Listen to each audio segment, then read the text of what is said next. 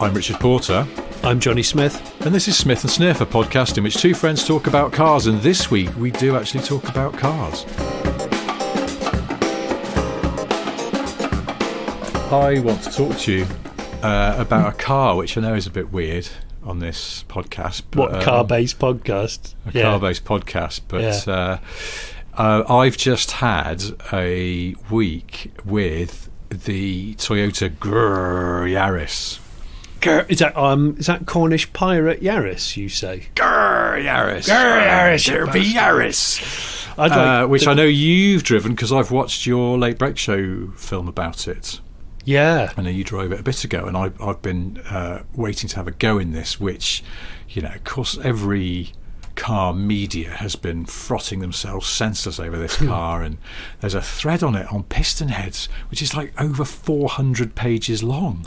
Is there? People, yeah, and it's full of people who've bought them or have ordered them. You know, it's like, it's really created a bit of a buzz, this car. So I was quite keen to have a go in it. And, you know, you get these cars where there's like sort of quite a lot of what feels like hype around them. And there's always a sense you're going to go, oh dear. Is it as good? Is it all that? And so I thought it was. I would start this show with some truths about the GRRRR Yaris. GRRRR Yaris, you bastard! GRRRR. And the truth is, it's fucking brilliant. It's absolutely sensationally good fun. And I said to someone on Twitter last week, because I mentioned it on there, and then someone went, "Oh, come on, I'm sick of all this hype. What's it really like?" And I had to say, sometimes people can say something's really brilliant and it's still really brilliant, and they're saying that because it's really brilliant. And I think this is true. You know, it's not perfect, it's not the best car ever in history, but it is bloody good fun and really interesting in a number of ways. And I think it's a terrific thing for Toyota to do, because on paper it makes no sense whatsoever. I mean, the details, you pointed out in your review, the detail that's gone into it and the re-engineering, it's bonkers. It's mind-boggling. Oh, it's lost lead. It's got lost leader written all over it, hasn't it? I do wonder with Toyota though, because they didn't get rich by writing checks when they didn't need to. I sort of feel like there must have been some meeting or other where they sort of justified it to themselves, like sort of corporate man maths, where they went, well, look, if we spent this many million on marketing, maybe we'd get this much return on it in terms of extra sales and image and all that. Well, you know, because image is a very hard one. But if you go, well, what about if we didn't spend the millions just on ads and, you know, lending cars to celebrities or whatever? What if we just built a fuck-off rally car? Yeah, and Ackroyd just went out there and just said, just tell you what, Ackroyd, just build the car that you want to compete in with Tommy, and then we'll just pull the trigger on it and go, yeah, okay, let's do that. I have a problem with Ackroyd Toyota, because it sounds like you're trying to say his name is Ackroyd Toyota, but you're talking like a shit DJ. Hey, okay, it's Ackroyd Toyota with his new coming up. His new single is GRRRR Yaris. Hi guys. Okay, giving it the full 30-70 split in sport mode as ever. It's Ackroyd Toyota. The 30-70 would be the remix. Obviously, you'd have the 30-70 remix. He wouldn't give the job to Stellantis because there's the beef there. But the 30-70 remix of GRRRR Yaris is a banger. Problem with Stellantis, they make light of it when it's actually quite a heavy duty track. There's an awful lot of back work put into it, and Stellantis would gloss over all that and make it very Eurovision, and it'd be like, I'm not having that. I'm not frigging having that. Why have you put saxophone over almost all of it? That's terrible. Anyway, I want to there's a couple of things I want to mention specifically about the GRRRR Yaris, and one of them is something you brought up in your review, because you said there's loads of cubbies inside, but that's no good because everything will just slip around. Yeah, they're all very shiny cubbies. The one underneath the infotainment screen, it's got a rubber mat. I bunged my phone on there and a pair of sunglasses, and then went out and drove like a twat, and they did not slide about. So I was really impressed, actually. Never mind the grip of the chassis, the grip of the rubber insert in the cubby tray in the middle of the dashboard was top notch. In which case, I've failed in my mission to comprehensively review the car. You're going to have to go back and remake your video. I'm absolutely going to have to go back. Damn it. Now, the other thing, you know how the seat, the driver's seat, particularly if we're both quite tall, and the driver's seat is a bit high, and it won't go down as low as you might want it. And I've seen this mentioned in other reviews and things, and I know some people are already working, aftermarket people are working on kits to sort it out.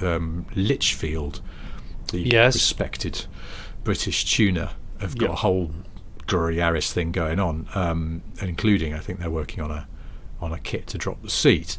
And I asked Toyota, I was like, is this because it has to be sort of 98th percentile human being has to be within a certain range of the airbag for homologation reasons, and it's related to it being derived from the normal Yaris? And they went, "Oh right, I see what you mean. Yeah, no, it's not that." Well, in fact, funny enough, initially they thought it was something to do with that, but one of the PR guys went and actually asked what's his name? The bloke who was like one of the head guys on the team. I can't remember. Anyway, it's not important. He came back and said, no, it's deliberate because the drivers sit very high in WRC cars these days. Do they? They do.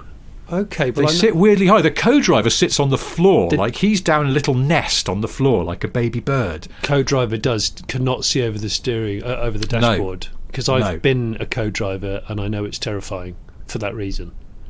The co-driver is like a dog in a bed on the floor of the car, and then the Saito-san, that's the guy, the chief engineer. He they asked him, and he came back directly and went, they wanted a rally car view of the road ahead, so it's deliberate. But for me, because I'm quite tall, I found it a little bit too high. Too high, yeah. Bit sort of Clio, Renault Sport, which was always too high. Yeah, which was one of the things that let it down. All the controls felt so good and so engaging, but you did feel a little bit perched on a bird table. Yeah, but those old Clios had very sort of metro angled steering wheel, didn't they, as well? A bit sort of like a bus. A bit 45 degrees rather than... Yeah, it's true. I think the thing about the GRRRR Yaris is that it's so compromised in that... or uncompromised in that it's a true homologation car that is... and the attraction is the fun to drive and that rawness. And most homologation cars historically, like the Yaris, actually aren't very attractive cars. You're not attracted to them because you think they look good, and that's, I think that's the case for all of it. The love grows for you knowing what it can do and how tough it is and how much punishment it can be put through. And so, because if anyone says the short wheelbase Audi Quattro is more attractive than the normal one, well, they're just bonkers. It just looks stupid, doesn't it? It looks like you've had your legs cut off at the shins. So it looks like one of those Renault Kangoo vans you can get now. You know, those really short wheelbase Kangoos. They just look ridiculous. It looks like a test mule for something else that's much smaller. They've just cut and shut it. Yeah, no, I know what you mean. And I like a Dakar special. They never look right, do they? Dakar special. No, there's always something a bit weird about them, like a bad drawing of an actual car. The GRRRR, the thing, I went out in it, had a proper drive, sort of like 150 odd miles in one afternoon in it. Just went out and drove round and some nice roads not far from here, and it was not ideal because the snow that we'd had was melting mostly, but out in the countryside not entirely, and it was wet and it was cold, and I was like, this is not good weather to be stropping about. But it almost played to the car's strengths. Oh yeah, because I couldn't believe how much grip it's got when it needs it. But I think what makes it appealing is that, you know, it's like lots of four-wheel drive cars have got a lot of grip, but then they're sort of somehow a bit, you know, they're a bit too good almost. But it moves around a little bit, and you feel the back end working as hard as the front. So it's not all fronty like a Fiesta ST or something, because it's four-wheel drive and the back's doing some effort. But then, nor is it sort of, you know, a Golf R is really, really good, but sometimes it just feels like it's almost too easy because it's just got it. It's got it all covered. And, well, that's why I'm not a massive fan of the Golf. I think it's good, but it's in danger of going towards the Quattro Num side. Yeah. Where it's just like an Audi S3 does all of this, but it's instantly gratifying in that it's going to just hang on for grim death, but it's not actually exciting. Yeah, and I just think the Yaris has got a bit of a sense of movement. Like, it's not like it's sliding all over the place. And I certainly wasn't brave enough to do proper kind of helmsman-y. Yeah, but you use the manual wand, surely, because it honestly just grabs the back perfectly. It's so good. I did do it just once, but yeah, I just thought that's the thing. It's got a bit of movement in it, and I love the way it rides. It's firm, but I like the way it feels tough and sort of like it's got soft edges, a bit sort of Lotusy or a bit Porsche GT3 or something like that. If anyone has ever driven any of those kind of cars where you go, it's not a soft ride, but somehow it's got soft edges on it. It's firm but comfortable. That's the way. Yeah, it's firm. Yeah, it's not crashing around. It's not AMG Plus, which is just Sport. What's it? Sport Plus on the AMGs. Oh my God! It's just lunatic. They just lock the springs solid or something. Yeah, it's yeah, and I was trying to work out why the car's appealing as well, is sort of because I think it's got some qualities that shine when you're not driving around like a twat, because some fast cars, they only work and become enjoyable when you're really on it about. Yeah, that's their party piece. Yeah, but because it's got a nice gear change and because it's got that sort of good ride, which weirdly sort of works in urban areas because you feel like you're not going to break the car as you're going over badly surfaced roads and speed bumps and stuff. It has things that delight you at normal speeds, and then that when you get out of town you can sort of strop about, and it's really talented and amusing, and that engine's good. It pulls like a bastard, doesn't it? It does. I can't believe how, for a turbo particularly, it really sort of revs when you get up on it. And also I just like the fact it's a Toyota, because I sort of feel like I trust them that they've made it work properly, like as in you can rag the crap out of it and it's probably going to stay the distance. I desperately want someone. If I was an influencer, I would buy one now, and I would. The experiment would be: I'm going to do 100,000 miles in it without any form of servicing, and I'm going to drive it as fast as possible. Well, why not? Because I think that would make a genuinely interesting influencer video, but two, I think it would be a car that has probably been tested to do that by Toyota, and it's been fine. You just go, yeah. I'm not sure about the no servicing thing, because I have a feeling that engine's quite highly strung, isn't it? Like, it's. Yeah, do you see that message that flashes up on the dashboard when it's cold and you set off when you first start it? It's right up our street, given what we were talking about last week about treating cold engines with respect, and it flashes up a message that says avoid excessive acceleration due to low temperatures. So it's giving you a little kind of, now look, it's cold. Don't rev me until I'm warmed up, you bastard. Don't be a penis. That's a little giveaway to the fact that it's is it basically a Mitsubishi Evo FQ400 kind of territory, where it's just like you seem to have reversed out of your garage. Please change my oil. Yeah, it's like the lid on top of a boiling pan, where it just the water starts to just skip the top of the pan. I always imagine that to be the head gasket of the FQ400. It's just skipping, and a little bit of steam's popping out here and there. It's like, listen, I will deliver what you want, and you will be impressed. Well, the head's just pattering on the block. It's actually hovering. It's just sort of levitating. One final thing about it, I was just going to say that sort of, I know you didn't like the interior so much in your review, and I sort of didn't mind it, and I thought it all works fine, and like I was saying about I like the Toyota-ness of it, because like the column stalks and stuff are all very satisfyingly sort of smooth and high quality. And then I noticed something, that I went to change the volume on the stereo, and I hadn't noticed the volume controls on the wheel because they're a little bit small and fiddly, and I went to the knob on the unit, and I went to the far side, like I reached over to the left hand side, because I assume that's where the volume knob is, because on most cars it is, because they're designed by left hand drive countries and they don't flip them for right hand drive. And in the GRRRR Yaris, as I guess in all Yaris, the volume knob is nearest the driver, which is good, where it should be. And I thought, well, of course, because it's Japanese, it's from the right-hand drive country. And then I saw a picture of a left-hand drive interior. They flip the volume knob. Really? And I thought, So that's just thoughtful, isn't it? That's thoughtful. And what do people want from life if not a little thoughtfulness? Toyota would be a very good lover. Very considerate lover. Very considerate lover. But, you know, my final thought for the GRRRR Yaris is the fact that there's so much of a buzz about it from us lot and others, and a lot of people who maybe normally go down the sports car supercar buying / collecting route have bought one, which is great. But it isn't a limited edition car. I think a lot of people think it's limited edition, but it isn't. That's an interesting point. If there's a demand for it, Toyota said to me, if there's demand for it, we just keep making them.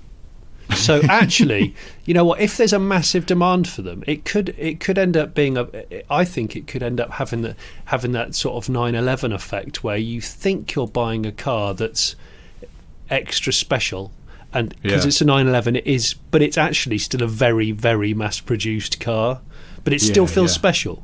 You still want it, and you still think it's got something extra. So this is not like I've got a gold plaque, and honestly, this is only one of 300 globally, blah blah blah. But yeah, it's managed to capture that magic, that feeling that you are buying something limited, because I think you are buying something genuine. I think I might have said it in the piece. I don't think there's going to be another car like this, a piston car, non-hybrid. And of course, this car was built for a purpose that's actually null and void now, which is just weird. Yeah, but which kind of makes it even more interesting. Yeah, I have a feeling the only thing that will contribute to its rarity in the future is I sort of have a bad sense that quite a few of them are going to get crashed and or stolen. Of course, so, but look, that didn't harm the legend of the Cosworth or the Lotus Carlton. Or no, it won't harm the legend at all. It probably will just thin out the numbers a little bit. But you're right. It's a good point. I don't think it's going to be a mega rare car. But then, also you're right. The 911s aren't either, and they're still very, very desirable. Hold their value and all that sort of stuff. And you mentioned the stalks. You were talking about the nice stalks and things. I love a smooth stalk. It's the one thing that lets down my 911. That era of 911, 997s, the stalk action is piss poor. Yeah. You need some really billet stalks or some carbon stalks. At one point in their history, didn't TVR they kept on using like generic Vauxhall stalks, but they just sort of put like leather and chrome sleeves over them. I think they did actually. Was it right at the end? They have like a I think so, because you had to pay more for them or something. Yeah, it's just someone on a CNC machine just kind of turning out the end knobs. I wanted to bring up stalks because I know today we were intending to talk about Teslas, and there's a quote that I've just written down in my notebook: "Stalkless steering yoke." Yes, Tesla's announced the revised Model S and Model X. Is it Plaid edition? Do you call it Plaid? Plaid. I'm going to call it. Yes, they've announced the updated Model S, Model X, and the big thing that's drawing all the attention is that the steering wheel is now more like a control yoke out of an aeroplane, or the wheel in KITT. Knight Rider. Knight Rider. It is Knight Rider spec. And either way, this is exactly the sort of idiotic toss that draws in the kind of weird man-children who get drawn towards Tesla and Elon Musk. But in the real world, unless the steering is basically half quick. A turn lock to lock, yes, how is that going to be practical in like a multi-storey car park, or indeed anywhere except on sort of a road in Nevada that's straight roads, yeah. And it's almost, because I bet Tesla people will say, well, it's okay because it's it's auto-driving, the autopilot. Yeah. But the autopilot won't work in exactly situations where you need tight lock. No, it won't. I don't know, manoeuvring around a car park. No. I just don't get it. Also, in an emergency situation where you do have to grab the wheel for some reason or other, then you're going to be grabbing at air. Yeah. Air grab. It's absolutely fucking stupid. And then the indicators have been taken off the stalk, and they're buttons on the wheel, which, as anyone who's ever spent any time with a sort of modern generation Ferrari knows, does not work. No, it's a bit crap, isn't it? And it's actually the ones in the Tesla are worse than the ones in Ferrari, because Ferrari have two big proper buttons, and left is on the left and right is on the right. The Tesla one, both are on the left, and they're touch sensitive buttons. Oh no! With haptic feedback, but that doesn't. You're gonna have to look down to find them. It's like you don't have to look at an indicator stalk, because you just know where it is by touch, and it's literally dangerous. Yeah. I think that's probably an oversight. I mean, the performance figures quoted an Elon saying that it's the first production car to complete 0 to 60 in less than 2 seconds, the Model S Plaid. And I have to say the revised looks of the Model S, because the Model S is the only Tesla that looks half good, I would say. I couldn't live with it. The Model 3's grown on me. I think it's quite a nice looking car. It's weird head on, because it doesn't have enough tumble home. Yeah, but it's there's loads of them around here these days, and I always think they're actually not a bad looking car. And funny enough, there's a black one parked around the corner from our house the other day, and I was walking past it with my boy who's 6, and he went, "That's a cool car." Did he? And he didn't even know what it was. Which is really interesting. Yeah. Which is funny, because that's not normally the kind of car that would attract his attention. If it had been a Lamborghini, it would have been.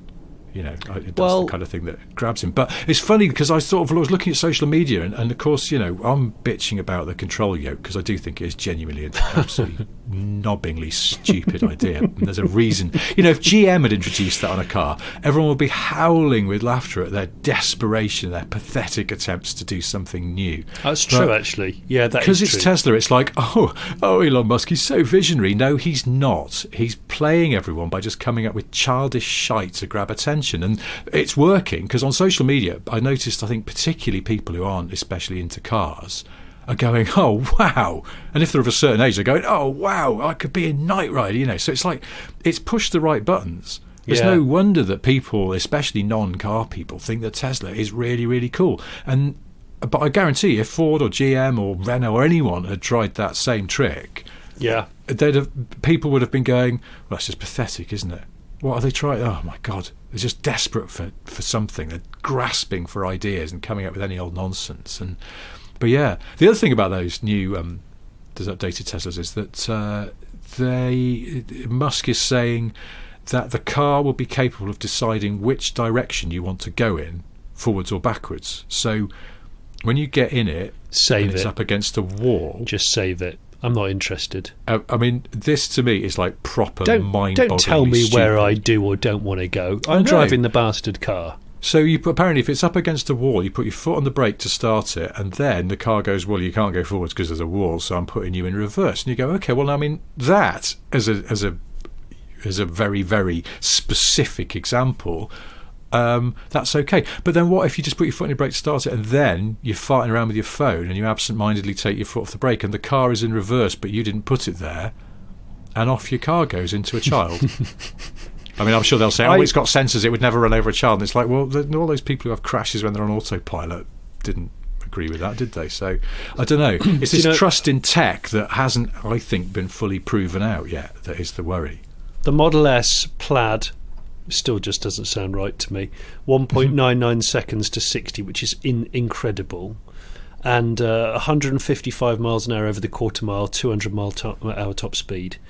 And then the Plaid Plus flagship model will bump the range up from to more than 520 miles. That's on the USA EPA scale, which is actually more strict, I think, a little bit more critical, which is I think the highest range EV known in production.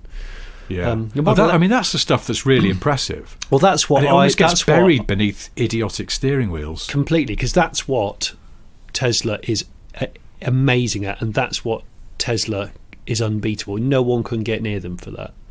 And that's not even with their new battery tech, is it? They've just updated some of the cooling and things in the existing pack. I think so. So that if that's even close to accurate, that's genuinely brilliant. And that's the kind of thing that's the real cool stuff. And that's the envy of all of the other OEMs. And that when people fire their verbal grenades at me on YouTube comments and stuff, it's like, listen, I'm not a Tesla hater, because Tesla's drivetrain, their cells and their motors are the envy of everybody.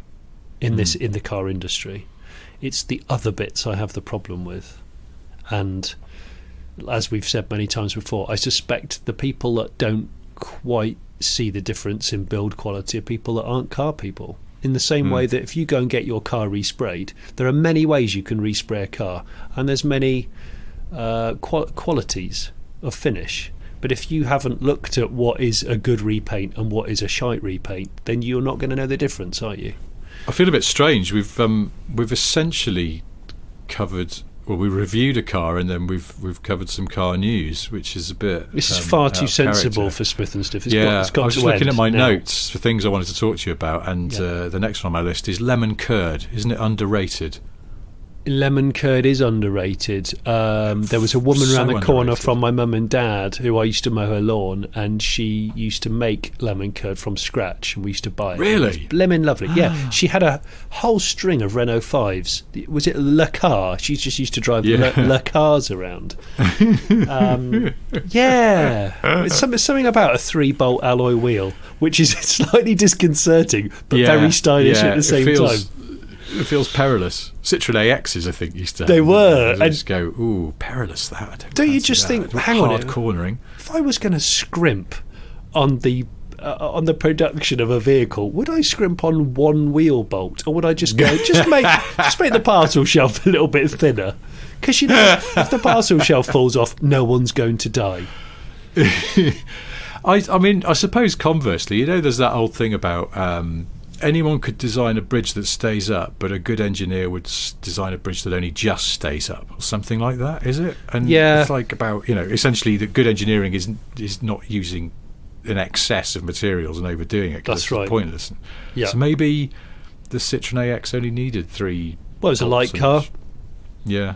Well, that's it, yeah. So, I mean, go with it. And maybe they were a bigger diameter bolt. I don't know offhand. Someone can tell me. In fact, Chris Harris could probably tell me, because he's got a couple of AX GTs, hasn't he? So he'd know all about the 3-wheel bolt scenario. And he's got a 2CV. They've got 3. Oh yeah, of course they were the originator of the 3, I think, weren't they? Oh, I don't know. I mean, I suppose if anyone's listening who has had a 2CV or a Citroen AX or certain types of Renault 5 and has had a wheel come off under hard cornering because of inadequate number of bolts, then do get in touch to help us with this crucial scientific research. Do you know what? Talking about that, of course, hard cornering in those sorts of cars is usually you're more fixated with the body roll and the tyre trying to come off the bead of the tyre coming off the wheel. And it reminds me of the fact that the world lost Remy Julienne last week. Yes, legendary, and I don't say that often enough. The legendary stunt driver of French origin, who did some of the most risky, ballsy car driving that I've ever seen, and maybe didn't get quite as much credit as he might have been due. But I mean, some very cool, even some very sort of old school B-side films that weren't actually very popular films but had some amazing stunts in them that I've seen before. Yeah, he gets the Italian Job is always sort of mentioned, isn't it? But he did loads of. He was the sort of go-to stunt driver guy, wasn't he? In the Bond, there's a great picture in that Bond Cars book by Jason Barlow that we've talked about on the show before. And there's a picture of Remy Julienne practicing some of the stunt work for View to a Kill with the Renault 11. And the half Renault. Brilliant picture of her. At this point, it's a full Renault 11, but it's also about 30 feet off the ground on some old airfield, about to land on a crash mat, like one of those massive inflatable ones, because they're just practicing, what they can do with the car. Wow. And that was him and his team. There's a story I heard about the Italian Job. You know that jump where they go up onto the roof of the Fiat factory at Lingotto, yes, and go around the test track, and then to get off the roof, keep looking for that exit, and then they jump between 2 buildings. Yes, and that was, it sort of looks casually simple because it's 3 cars in formation jumping as well, and obviously it's mind-bogglingly dangerous because there are lots of variables and it could all go wrong. And I'm sure I read this story where it's like Remy Julienne and his team, just before they shot it, they were all they were out of the cars and up against a wall having a piss in sync. And someone was like, what's going on here? What, you all need a piss now? And they're like, no, it's just, if we're going to smash horribly into a ball of tangled metal, it's just better to have an empty bladder. It's one less complication if all your organs are getting punctured and shit. Oh my gosh. I was like, that's pretty. Is that a stuntman thing, or formation pissing? Maybe, yeah. Or a stunt woman. It sort of makes sense, doesn't it? You just go, oh, well, I'm afraid, your spleen's burst. Oh, and also your bladder has burst and released urine into your body where it shouldn't be. No, you don't want that. You don't want that. It's like a stunt tank in a car, isn't it? Those little stunt tanks have only got enough fuel to do the stunt, because why would you carry excess fuel? Why would you carry excess urine That's into brilliant. a stunt situation? Do you think stunt actors have a very small bladder for that reason? It's just a fuel cell, isn't it? It's just a very small... And they have to go for a waz every kind of 10 minutes. Or maybe they just don't drink water. They just... Oh, is that why Tiff doesn't drink water? Yeah, because he's very stunty. He's got a stunt bladder. Of course. That's totally what there it is such a thing as a bladder tank, isn't there? There is a bladder tank, yeah. Difference. Yeah. It could be. Yeah. Anyway, no, may he rest in peace, Remy. Well, he's left a hell of a legacy. I think that's the main thing. And actually, the day before yesterday, in fact, the day of Bloodhound SSC project, the land speed car, saying that it's in financial dire straits once again. Was the day that a chap called John Ackroyd died, who was one of the main engineers on Thrust 2 with Richard Noble, and the head engineer of the Enfield 8000 electric city car, of which I have quite a big fascination with, as you'll know. But yeah, he passed away. I think he was about 90. And I never got to meet him. I chatted to him on the phone several times, and he wrote me a lovely letter, and he's got a book which I bought because I was really into it. What a cool guy. Again, just one of these people that he just looked like an old person walking by on the street, and he was but yet was involved in one of the world's first electric city car, Thrust 2, Richard Branson's round the world balloon conquest. Really? Yeah, he designed the capsule, the sort of survival pod, whatever you want to call it, out of Kevlar. Varied career. Oh, that's not even the start of it. He did some seriously strange stuff all over the place. There was a guy who, is it Sammy Miller, who had a jet-powered dragster car, and he was bored of driving it on drag strips, so he decided to turn the wheels into skis and try and drive it across a frozen lake instead. And he helped to kind of work out how lethal that was. Well, I've done all the calculations, and the answer is very, very lethal. Yeah, he did some remarkable stuff, and all started as a bloke on the Isle of Wight hiring out deck chairs. So there you go. Just goes to prove that you can kind of do anything if you put your mind to it. So yeah, I tipped my hat in his honour, and I'm glad I've got his little signed book. But yeah, that's cool. Do you know what? We've been far too mature in this podcast. I'm almost just slightly ashamed of myself. Well, I was going to ask, actually, there's another, I don't know if this is a mature question, but I wanted to ask what, just to get an update on how many Corsas are on your drive at the moment. Well, following on from the Stellantis chat in the last cast, I have got 2 electric Corsas on my drive, and I still just the 2, is it? There's 2 on the drive. One's blue, one's orange, and one should be with me for a couple of months. The other one should have never turned up, and I still don't know why it's turned up. So this is you because you rang me. When was this? I can't remember when you rang me last week. 5 days ago. Something like that. Yeah. God. So your long, which turned up first? The inexplicable one. The blue one turned up first, which was inexplicable. So I've got one for the next couple of months as a long-term test car, and they said we'll send you one over.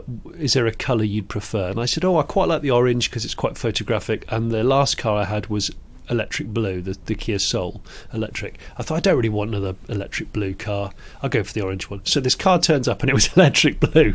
So I sent a message going, it's not like a big deal, don't worry, but I thought we'd both agreed that an orange one would be better. He went, oh yeah, I don't know what's happened there, and then I'll go and find out. And then the next day an orange one turned up.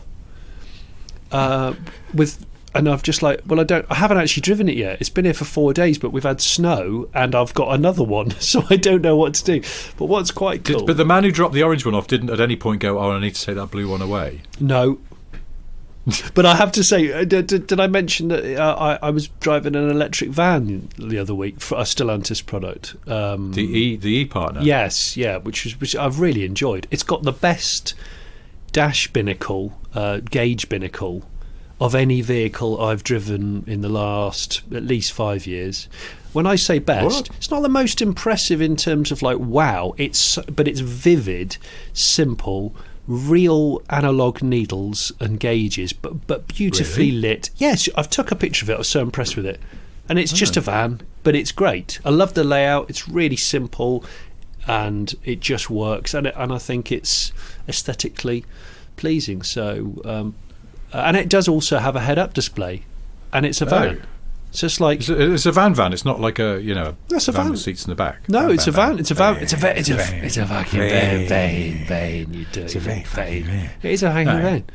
Yeah. So and it's a really good van. Lovely, lovely van. I've written down Kevin MacLeod, Granada Designs. You know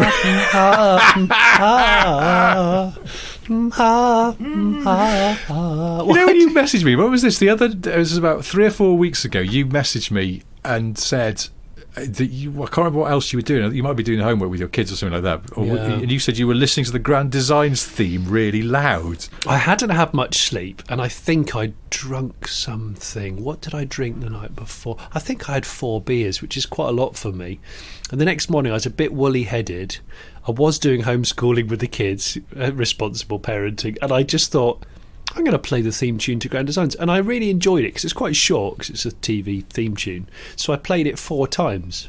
To the point, I think, where my wife went, what are you doing? What's going on? Stop it. Is this a ringtone? Like, no. Because you said that to me, I went and queued it up and listened to it, and it's quite magical, isn't it? Oh, it's twinkly. I mean, it's quite the... I mean, because it's 90s, isn't it, Grand Designs? I think it came out in the 90s.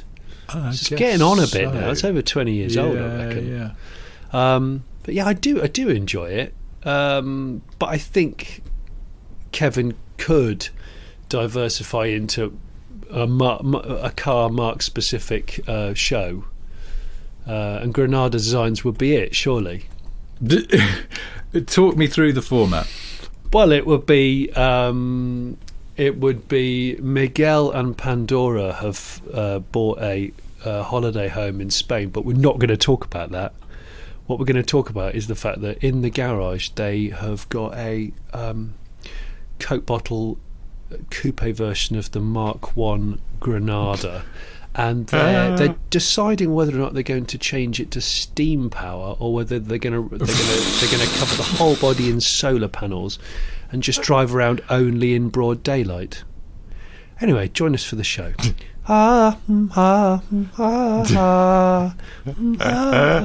that's what it is. It would just be, their budget is, how much is your budget to convert this Mark I Granada? Well, we've set aside between £700,000 and £800,000. We've commissioned Ricardo Engineering to do a full job on it.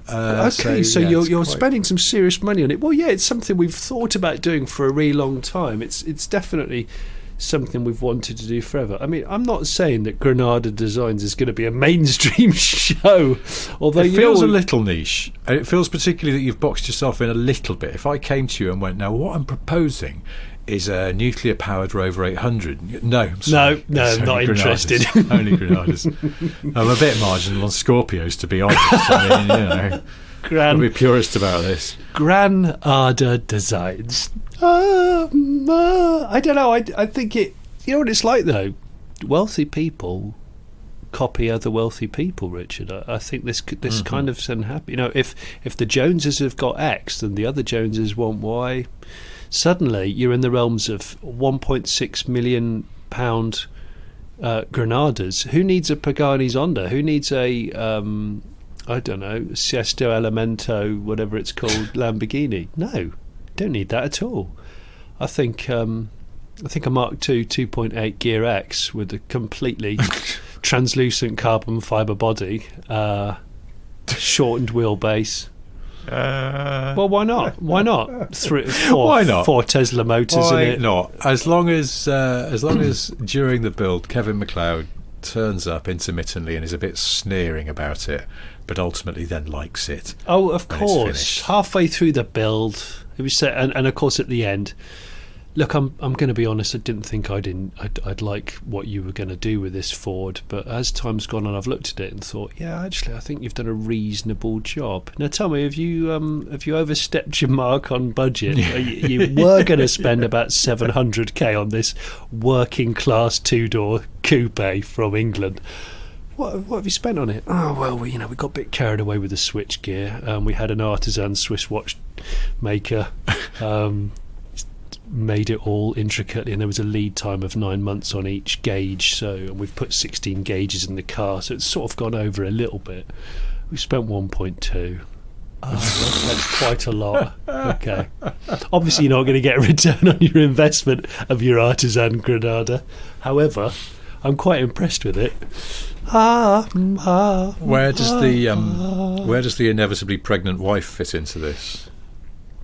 Well, because it's a working class Ford, obviously they go out for drives, and they might hang around lay-bys at night, or a nice vista. Really okay, I'm going to change the subject now. Yeah, because I did say to you when I messaged you earlier in the week that we should do some listeners' messages, because they're stacking up and I'm feeling guilty, is the honest truth. Yeah, I agree. And, so I'm just going to, as ever, I'm going to start from the top, which means if you emailed us recently, you've got a better chance of being read out, which seems terribly unfair, but I'm not very organised.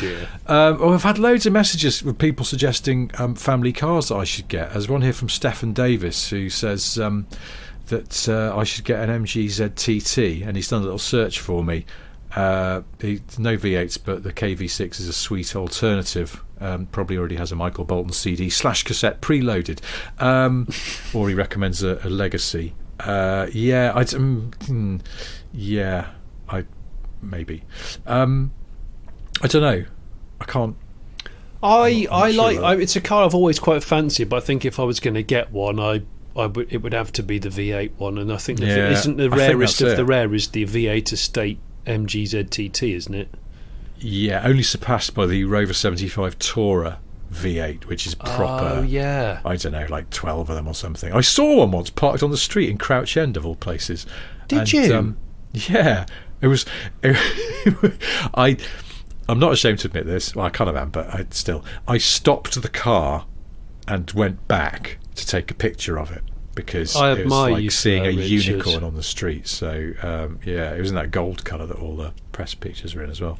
That was Tom Bennett. Wasn't mine, although I did live in Crouch End. Yeah, no, this definitely was after, I think after you'd gone. No, it definitely wasn't there. Tom Bennett says there's a lot of people emailing and agreeing with us about short startup and switch off on engines as well, so we feel we're vindicated there. And a lot of people saying that you need a cassette adapter for your Nissan Taxi that can only get Cambridge FM. Yes, I do need to do that, and I do remember those, the very thin ribbony lead that came out of it. Why was the cable so thin? I don't know. If you snag it while you're reaching across to change the volume or the aircon or something, you're in real trouble. It's like a horsehair of cable, but not even that strong. Just rubbery horsehair diameter cable. Yeah, why so flimsy? Cleated horsehair. Well, it's gonna come. There's bound to be degradation of quality of audio sound. I don't know, but what I do know is that I'm probably gonna. I've decided I might look out for a very, very JDM-y head unit. Like Nakamichi or something. So high audio, high end EQ. But I might get one of those, because I've found a couple of second-hand ones. Because of course, again, nobody really wants a high-quality single CD player. So maybe I'm going to quids in from that. I can buy myself a really nice natty Japanese obsession head unit for sure.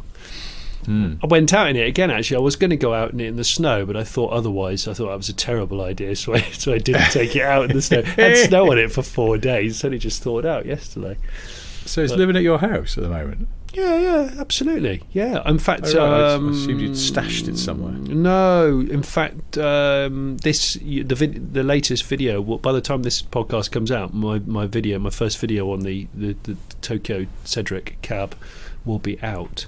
And I have to say, my favourite feature is the one that I've said to you before, is where you can open the rear passenger door and close it at any speed.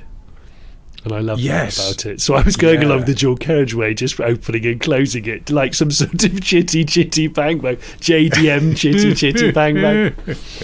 Also, wasn't there a remake of Chitty Bang Bang on early in January with David Walliams? Apparently there was. Yeah.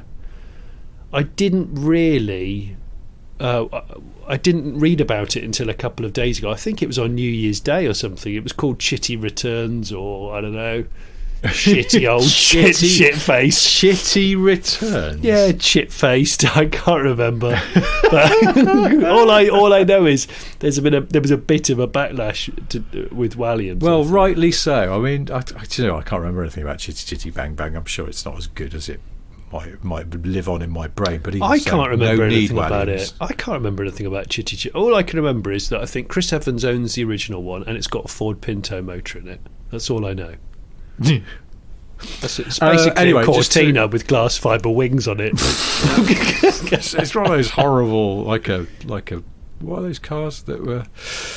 Oh, like a faux like American. A vintage car. It's called a monarchy douchebag or something. Yeah.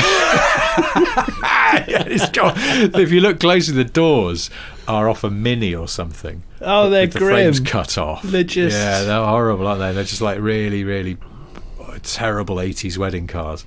They're bad. They're bad lookalikes. That's what they're the equivalent of someone who's earning a living from being a lookalike of someone that's really not all that anymore anyway. It's just there's levels of sad there, I feel. Yeah. Just to wrap this up, Tom, who I was reading out an email about 10 minutes ago from him, he said, I also had a 1.6 litre TD B3 Passat, bulletproof and ran on chip fat. I was going to recommend the G60 four-wheel drive version for Richard as a practical family car, but I think it's too old to be exempt from the ULEZ. And also, I think, Tom, finding one might be quite challenging as well. There's only one thing I'm going to have as a family car, and it's an old Passat G60 four-wheel drive. And I will not rest until I've found one. Do you know something? Somebody DM'd me on bloody... what, to offer you a Passat G64? No, I was talking about my brother's Passat that had done over 300,000 that was called Over. Yeah. Because of the OVA number plate. Somebody DM'd me who listens to this podcast who bought it off my brother. Oh, and they sent me some pictures going, oh yeah, I'm sure I bought that car. Is it this? And he sent me some pictures, and I went, yeah, that's it. And he owned it for about 5 years, I think, after selling it to my brother. And he said it worked really well. I drove it to Germany and all sorts of places, but then I lent it to a mate who isn't very sympathetic, and who changed the boost on it or something and blew it up instantly. Yeah, I said, your friend's a bell. I said, your friend's an absolute bell, and he agreed. He said, my friend is a bell. I didn't forgive him for that. Just a quick one here. An email from Ken Long, who sent us a picture of the infotainment screen and his wife's Ford Ranger as he was playing Smith and Sniff through it. And you know how some of those car infotainment systems, they insist on sort of classifying the music or whatever you're listening to. So, you'd put on, like, Girls Aloud, and it would go, oh, pop, it's pop, and it puts it on the screen, like, aren't I clever? I know what this is. Oh, yeah. Apparently, if you play Smith and Sniff, or certainly the last episode, through the system in a Ford Ranger, it identifies us as jazz. Does it? Yeah. So thank you, Ken. It's good to know. We're talking all that jazz. Yeah. He wants to know if we're smooth or avant-garde. I would have said freestyle, but who knows? I do quite like a bit of hectic jazz because it really brightens up the day because you just don't know where it's going to go. It's like firing a gun in a really kind of ricochet room. Or throwing a bouncy ball in a confined space. Oh, that's exactly what it is. That is exactly what it is. Yeah, I do love a mad bouncy ball session. Frightens our cats to hell. I've got an email here from Andrew Frankel. I presume that's not Andrew Frankel, the car journalist. It's another one, but he's trying to suggest a Range Rover P38 for me to buy. Really? With the added rider that it could be converted to EV when the emission zone kicks in. The emission zone kicks in September. That's not a lot of time to do that, nor indeed do I want a P38. So, but it's a nice thought. As the P38s go, it's a nice looking one that he sent through. Someone sent me a DM about a P38 the other week, and they said one of the most reliable cars I've ever bought was a P38. And I found it, and he even sent me pictures. I found it parked outside, their words, not mine, a massive council block of flats. And he said, I cleaned it up, drove it around for a while, and then I advertised it to someone, and then realised in the service history that I think it was owned by somebody famous, sold it to someone who did a shoot, some sort of, don't know, grouse shoot, whatever these shoots are, and some members of the royal family turn up, and there's a photo of the P38 parked next to like some royal cars, having been living outside a council a block of flats 6 months previous. So it just goes to show you can. There you go. You never know. It's boy done sort good. Like P38, kind of that is, isn't it? Pygmalion story. Yeah. I'm going to jump straight to this email from Jamie Webb because we're sort of running out of time, but this is a good story. Particularly because it involves schoolyard gossip, which is always fertile ground. Jamie sent a message, first of all, trying to persuade me to buy a BMW X5 4.8 IS, which no, probably won't do that. But he says this used to be gossip that filled the corridors of my secondary school, which would spread like wildfire when every so often his mum, it's a mate of his at school, his mum would come to pick him up in a G55 AMG. Hey? But it was always the same G55. The claim was that this mate's dad had over 20 G-wagens, but his mum always turned up in the same one, and so this was regarded as a chink in the armour of the gossip, that surely if he had over 20 G-wagens it would be a different one each time, so no one really believed him. And then Jamie goes on to say, jump ahead a few years and I hadn't seen Turkish John, which apparently is the mate's name, of course, since we were at school. I ended up running into him in Teen as I got off the coach on a university ski trip. Since then, we've met up for a few beers in town, and a couple of Christmases ago I thought I'd call him out on this bullshit gossip from school. Oh no. I thought, I've got him here. There's no way after 6 years and 8 hours of day drinking he's going to be able to come up with a story or any photos. He came back with, well, we can just grab a cab back to mine and I'll show you. 15 minutes later, I'm standing outside what looks like Fort Knox in the middle of St John's Wood, and the 8-inch door opens to reveal the back of a Maybach convertible short wheelbase G. What? In front of that, towering over everything, was a 6x6, and seemingly tucked away at the back was the G55 he used to get picked up from in school, which it now transpires is their city runabout. Since this night of gobsmacking enlightenment, Turkish John regularly sends me teasing pictures of the rest of the fleet, with all of them sat there in an aircraft hangar on trickle chargers looking like Terminators. Oh my gosh, Turkish John, he wasn't bullshitting. So Turkish John, if you're at school with Turkish John and you haven't caught up with him in many years, Jamie from school has found out that he's not a bullshitter. So that's pretty remarkable, really, because usually it's the other way around, isn't it? You find out that the kid who you thought was talking shit in school was actually talking shit in school. So that's amazing. There's a story of a sort of like an inverse J from the In-Betweeners. That's pretty amazing. Hats off to Turkish John. Jamie's added a PS as well, which just sort of makes it equally remarkable. He says, PS, Turkish John's dad is also a big Rolls-Royce fan / collector, so God knows what he's got. Bloody hell, Turkish John's old man is I know. He's got some serious cash cars, hasn't he? He's bloody hell. I tell you what, this is what I love about the podcast. it brings out so many interesting stories which sound unrealistic, but they're always backed up. Yeah. There's always backup there, which I'm really pleased about. I love that. I'd like to meet Turkish John's dad now. I know. Well, he's only down the road from me, St John's Wood. I could keep my eyes peeled for 20, I know. And a 6x6. Even if I like G-Wagons, why would I want that many of them? Well, it sort of goes to that thing I was saying about the other week. I don't think I've ever owned the same type of car, make a model of car twice, because it sort of feels like you've got to keep moving on. And sort of like all that money in G-Wagens, you could have sort of tried something else. I don't know. Anyway, one final thing, since we were just talking about P38s, just to prove my point that from the Andrew Frankel brackets, probably not that one, who sent me a thing saying, why don't you get a P38? A guy called Tom Hollick just sent us a picture of a P38 Range Rover in St Albans, which has got its arse on the ground and its nose in the air due to what I can only presume is some kind of horrible air suspension problem, and that is exactly why I don't really ever. It's the Range Rover hydrofoiling effect that I do particularly like. I do like a good hydrofoil stance. I've just got to read the rest of Tom's email, actually, because it says his other point was about cassettes. One cassette in a car, like your Roxy Music in the taxi. He says, I have one in my old M3, which is, alas, Hello, I Must Be Going by Phil Collins, and it's sadly stuck, meaning it comes on regularly while flicking through modes on the stereo. I told you when I had a tape deck in my old Jag XJ40 years ago, before I changed all the audio, and the only tape I had at the time was I got from a local charity shop for a laugh, and it was the movie soundtrack to Fletch Lives. So I used to regularly just listen to all of Fletch, a Chevy Chase movie that's not his best film, and none of the songs in it are particularly memorable, but I've heard them all a lot, like too much. Tom finishes his email by saying, then again, who doesn't love Phil's turgid version of You Can't Hurry Love? Turgid.